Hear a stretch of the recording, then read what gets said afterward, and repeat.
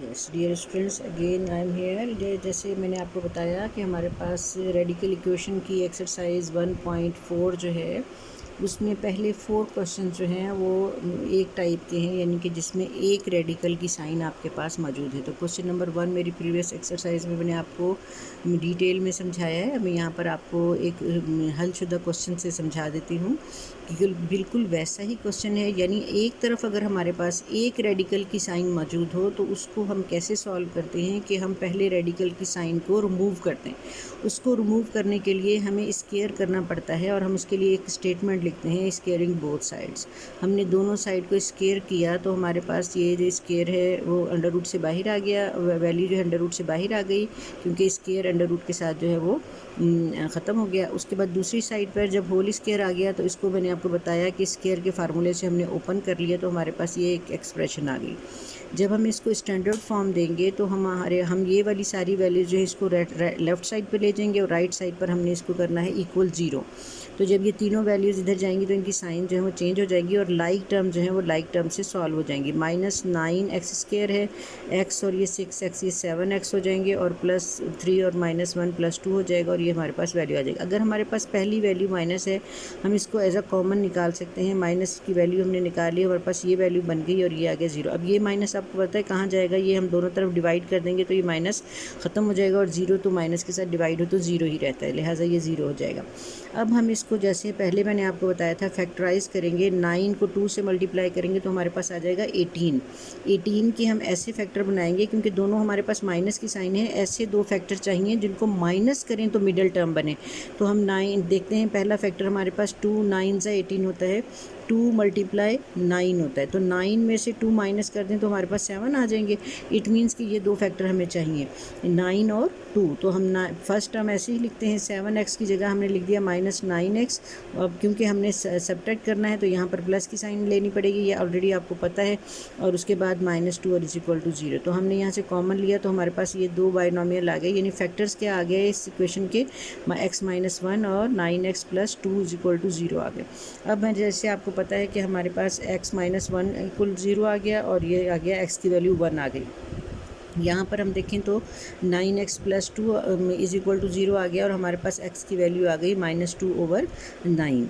जब हमारे पास दो वैल्यूज़ आ गई x की, तो अब हमने ये देखना है कि आया the values are the solution set of the given equation और नॉट। अगर तो हमारे पास दोनों इक्वेशंस में दोनों जो आंसर्स हैं ये सेटिस्फाइड करते हैं हमारी इक्वेशन को, यानी चेक करते हैं तो दोनों साइडें हमारी इक्वल आ जाती हैं, तो फिर तो ये सोल्यूशन सेट होगा। और अगर ये आंसर सोल्यूशन सेट होंगे और अगर नहीं आता तो फिर ये इक्वेशन जो है वो क्या होगी, एक्सट्रेनियस इक्वेशन होगी। अच्छा, अब हम देख लेते हैं कि चेक कर रहे हैं। जब हम चेक करेंगे तो हम इक्वेशन जो क्वेश्चन है उसमें पहले x1 पुट करेंगे x की जगह, तो हमारे पास देखें ये क्वेश्चन जो है वो दोनों सेटिस्फाइड हो रहा है, यानी इक्वेशन जो है वो सेटिस्फाइड हो रही है। इसी तरह हमको इसको वैल्यू जो है वो हम -2/9 रखेंगे, तो x की जगह हमने -2/9 रखा, इसका एलसीएम लिया और यहाँ पर भी हमने दूसरी साइड पे जिसकी कटिंग करने के बाद हमने यहाँ पर एलसीएम लिया, तो हमारे पास एक वैल्यू जो है वो पॉजिटिव आ रही है और दूसरी वैल्यू जो है वो नेगेटिव आ रही है। इट मीन्स कि ये this is not the satisfactory answer, यानी ये जो सोल्यूशन सेट है ये तो सेटिस्फाइड नहीं कर रहा हमारी इक्वेशन को, लिहाजा हम यहाँ पर लिख देंगे नॉट सेटिस्फाइड। और सोल्यूशन सेट इसका सिर्फ एक ही होगा जो सेटिस्फाइड कर रहा है, यानी कि 1, दूसरे वाला जो है वो सेटिस्फाइड नहीं कर रहा है। ठीक है, उम्मीद करती हूँ क्वेश्चन समझ आ गया होगा। तो पार्ट नंबर 3 भी बिल्कुल इसी तरह है, एक अंडर रूट वाला है। हम जब हमारे पास एक अंडर रूट होगा, देखें ये हमारे पास क्वेश्चन है 4x = √13x + 14, ये अंडर रूट के अंदर है और -3 जो है वो अलग है। हम इस -3 को लेफ़्ट साइड पर लाकर क्वेश्चन को जो है वो अकॉर्डिंग टू द टाइप बना लेंगे, तो हमारे पास एक साइड पर अंडर रूट है और दूसरी तरफ हमारे पास एक बाइनोमियल है। तो हम by squaring both the sides करेंगे तो बिल्कुल वैसा ही क्वेश्चन बन जाएगा जैसे अभी हमने ऊपर सॉल्व किया है। राइट साइड अंडर रूट से बाहर आ जाएगी और लेफ़्ट साइड जो है वो स्क्वेयर के फार्मूले से सॉल्व हो जाएगी। राइट साइड की तमाम वैल्यूज़ को लेफ़्ट साइड पर लाकर इक्वेशन को स्टैंडर्ड बनाएंगे और उसके बाद हम इसको फैक्टराइजेशन के अमल के ज़रिए इसको फैक्टराइज करेंगे। 16 को 5 से मल्टीप्लाई करेंगे और उसके बाद हमने 16 को 5 से मल्टीप्लाई किया तो जो वैल्यू हमारे पास आई उसके फैक्टर बनाए तो 80 के हमने फैक्टर बनाए, तो हमने ऐसी वैल्यू लानी है जो माइनस करके 11 आए। तो फिर 16 5 ज़ा 80 होता है और 16 में से 5 माइनस करेंगे तो हमारे पास क्या आ जाएगा, 11 आ जाएगा। लिहाजा हमने इनके फैक्टर्स बनाए तो हमारे पास दो फैक्टर्स आ गए। एक फैक्टर आ गया हमारे पास x+1 और दूसरा आ गया 16x-5 इज इक्वल टू 0। अब हम ये देखते हैं कि आया the solution sets are both are the solution set और नॉट। तो हम देखें ना, जब हम 1 पुट करेंगे तो हमारे पास वैल्यू आएगी x इज इक्वल टू -1, और जब हम पुट करेंगे दूसरी जो फैक्टर्स लेंगे तो x की वैल्यू आ जाएगी 5/16। अब हम दोनों को पुट करते हैं इक्वेशन में, तो जब हम 1 पुट करेंगे तो 4 -1 हो जाएगा और मल्टीप्लाई होगा, और राइट साइड पे अंडर रूट में जब x की वैल्यू पुट की तो हमारे पास, जब हमने इसको सॉल्व किया तो यहाँ पर आ गया -4 इज़ नॉट इक्वल टू -2। तो ये सेटिस्फाइड नहीं कर रहा, यानी कि ये जो है वो सोल्यूशन सेट नहीं है। इसी तरह जब हम x की वैल्यू को x/5/16 पुट करेंगे तो आप देखें यहाँ पर हमने जब इसको सॉल्व किया, अंडर रूट के अंदर यहाँ पर एलसीएम लिया जा रहा है।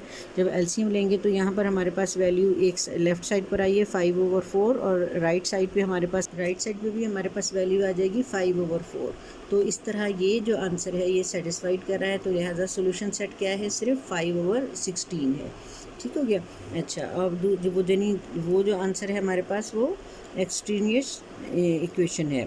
अच्छा, उसके बाद हमारे पास आ जाती है नेक्स्ट क्वेश्चन नंबर 4 में भी आपके पास बिल्कुल वैसा ही क्वेश्चन है। ये x जो है दूसरी तरफ चला जाएगा तो ये फर्स्ट टाइप बन जाएगी, यानी एक अंडर रूट मौजूद है, आप स्केयरिंग करेंगे, अंडर रूट ख़त्म करेंगे, स्केयर बनाएंगे और उसके बाद इक्वेशन को स्टैंडर्ड फॉर्म देंगे। उसके बाद आप इसका जो है फैक्टराइजेशन करेंगे तो आपके पास दो फैक्टर्स आ जाएंगे। इन दोनों फैक्टर से आप आंसर्स जो है वो फाइंड आउट कर लेंगे।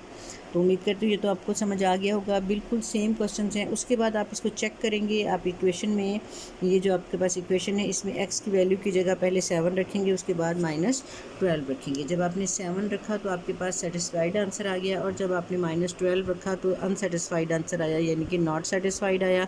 लिहाजा हमारे पास सोल्यूशन सेट जो है वो सिर्फ 7 है, दोनों सोल्यूशन नहीं है, सोल्यूशन सेट नहीं है जो दोनों आंसर। तो इस तरह हमारा क्वेश्चन जो है ये सॉल्व हो गया। ये तमाम क्वेश्चन जो थे ये टाइप ए से सॉल्व होने थे।